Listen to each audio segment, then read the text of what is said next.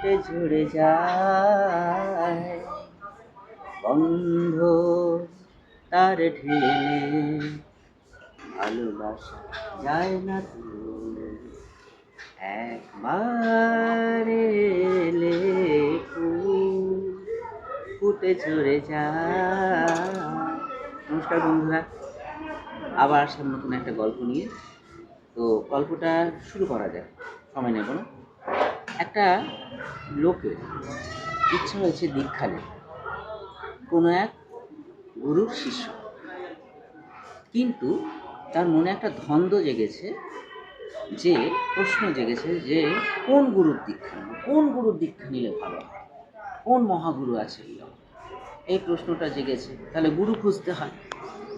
এখন গুরু খুঁজবে কীভাবে, সে চিন্তায় পড়েছে। চিন্তায় করতে করতে করতে করতে সে হঠাৎ সূর্যের দিকে তাকাচ্ছে।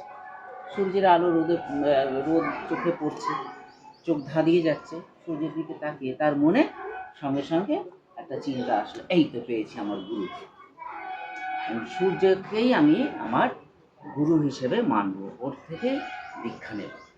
এই সূর্যের শক্তিতেই এই বিশ্ব চলছে, প্রাণী জগৎ চলছে, বেঁচে আছে। সূর্যের থেকেই সব শক্তির উৎস, তাহলে সূর্যকেই আমি গুরু হিসাবে মানব, ওর কাছ থেকে দীক্ষা নেব। কী করা যায়? এইবারে সূর্য তপস্যা করছে, তপস্যায় সন্তুষ্ট সূর্যদেব এসছে। বৎস, তোমার তপস্যায় সন্তুষ্ট হয়েছি, কি বর চাও বলো। তখন বলছে, হে সূর্যদেব, আমি আপনার কাছ থেকে দীক্ষা নেব, আমি আপনার শিষ্য হব এবং আপনাকে গুরুরূপে আমি মানব।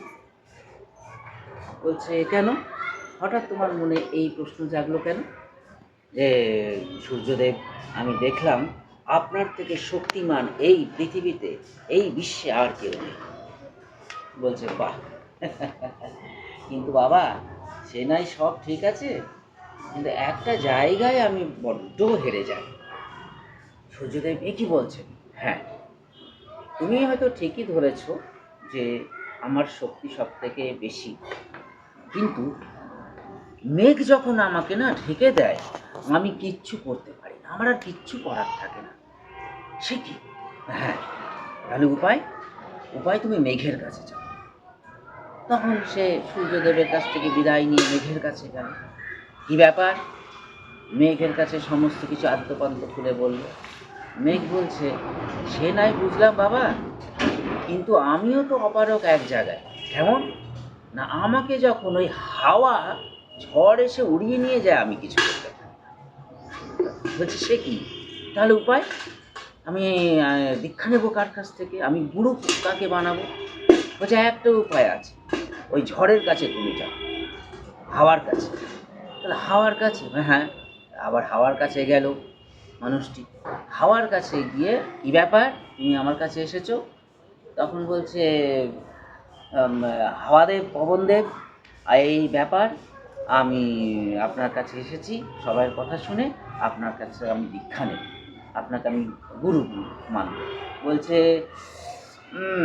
কথা মন্দ বলনি, কিন্তু বাবা একটা কথা কি জানো তো, আমি সব কিছু ওড়াতে পারি, কিন্তু ওই আলের ধারে একদম সাইডে যে ইঁদুরের গর্ত করে রাখে না, ইঁদুরের মাটি তোলে, ওই ইঁদুরের মাটিকেই আমি কিছুতেই ওড়াতে পারি।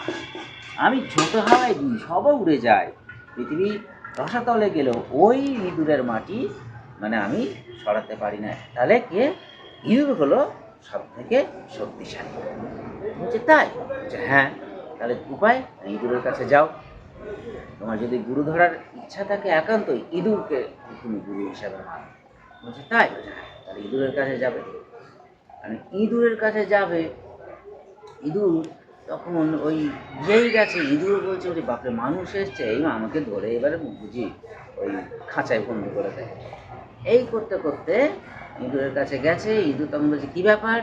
তা বলছে যে, ইঁদুর দেব, আমি এই দিকে ঘুরেছি, আমার দীক্ষা নেওয়ার ইচ্ছে হয়েছে, গুরু ধরবো, সবাইয়ের কাছে ঘুরেছি, এখন আপনার কাছে সবাই পাঠিয়ে দিয়েছে, আপনি আমার গুরু হিসাবে বহাল হন, আমি আপনার কাছ থেকে দীক্ষা নেব।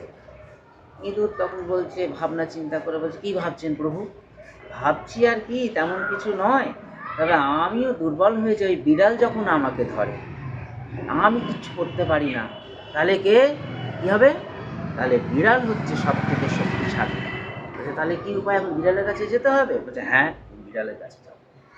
এখনও মন মরা হয়ে বলছে এত জনের কাছে গেলাম, কেউ দায়িত্ব নিল না গুরু হওয়ার, এই শেষে বিড়াল, তাহলে ঠিক আছে বিড়ালের কাছেই যা। এখন বিড়ালের কাছে যাচ্ছে, কিন্তু বিড়াল কোথায় পাবে? বিড়াল কথা ভাবতে ভাবতে, বিড়ালের কথা ভাবতে ভাবতে এখন ঘরে গেছে, গিয়ে চিন্তা করছে, করতে করতে দেখে ম্যাও ম্যাও করছে, ডাকছে। কোথায় ম্যাও ম্যাও করে? হাঁপকে উঠেছে, এই তো আমি পেয়ে গেছি আমার গুরুদেবকে, কোথায় ম্যাও ম্যাও করছে, খুঁজতে হবে খুঁজতে হবে, তন্ন তন্ন তন্ন তন্ন করে খুঁজে দেখে কিনা হাটের তলায় চুপটি চাপা দেওয়া রয়েছে বিড়াল। ওখান থেকে বের করে বলছে এই তো আমার গুরুদেবকে পেয়ে গেছি, এইবার আমি দীক্ষা নেবো, আর কারো কথা শুনবো না গুরুদেব। বলে ওই তুমি এখানে থাকো বলে ওই চুপটি চাপা দিয়েই সে গেছে, স্নান টান করে শুদ্ধ হয়ে নতুন বস্ত্র পরে আসবে দীক্ষা নেবে। এখন স্নান টান করে শুদ্ধ হয়ে যেতে গেছে, এদিকে এবার এসে এবার বলছে কী হলো, আমার গুরুদেব কোথায় গেল, আমার গুরুদেব কোথায় গেল? তখন আমার গুরুদেব কোথায় গেল, গুরুদেবকে এত কষ্ট করে আমি গুরুদেব খুঁজলাম, এখন গুরুদেব হাওয়া হয়ে গেছে, গুরুদেব কোথায় গেল? খোঁজা খোঁজা খোঁজা খোঁজা, গিন্নি বলছে কি? বলছে আমার গুরুদেব। যে তোমার গুরুদেব সে কে? হ্যাঁ এই বিড়াল, এই খাটের তলায় ছিল চুপড়ি চাপা দেয়, আর আমি ধরেছি এবারে বিড়ালকে রেখে দিয়েছি, বিড়ালকে আপনার কাছ থেকে আমি দেখে নেবো, আমি এই এই এই জায়গায় গেছি, সবাই শেষে বিড়ালকে আমি পেয়েছি, ওরা সবাই বলেছে বিড়াল হচ্ছে মহাশক্তিশালী মহাবুদ্ধিমান, তাহলে ওই বিড়ালের কাছে দীক্ষা নিতে হবে। আমি ধরে রেখেছি, গেল কোথায়? বলছে ধরে রেখেছো? ওই বিড়ালকে আমি কতদিন ধরে খুঁজছি আজকে জানো? হ্যাঁ, আমার রোজ রোজ মাছ আর দুধ আর খেয়ে নেয়, হ্যাঁ, আর সমস্ত কিছু ওলট পালট করে দেয়, আমার পয়সা দিয়ে কিনা মাছ দুধ আর সে নষ্ট করে দেয়, খেয়ে নেয়, আর আমার ক্ষতি করে এত। আর ওই বিড়ালকে আমি ছাড়বো বলছি, আমি তককে তককে ছিলাম ওই বিড়ালকে, ওই হাতে পেলেই ওকে আমি শেষ করব বলে এবার কী করেছে, আমি ওই চুপটি চাপা দিয়ে রেখেছিলাম, হ্যাঁ, রেখে দিয়ে আমি ওই ওকে একদম আছাড় মেরে মেরে ফেলে দিয়েছি।